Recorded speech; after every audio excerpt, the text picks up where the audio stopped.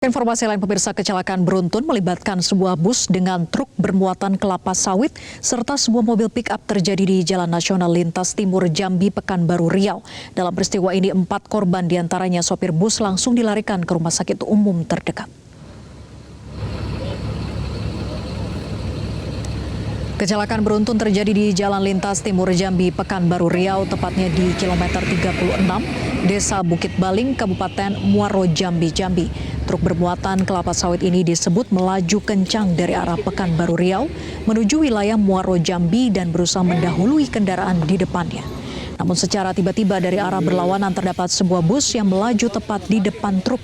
Akhirnya tabrakan tidak dapat dihindarkan. Sementara itu, sebuah kendaraan pick-up yang ada di belakang armada bus tersebut juga menghantam bus dari sisi belakang, sehingga kecelakaan beruntun ketiga kendaraan ini terjadi.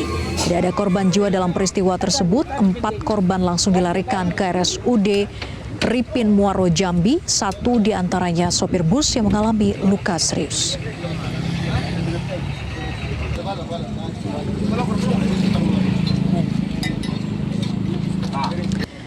Jelajahi cara baru mendapatkan informasi. Download Metro TV Extend sekarang.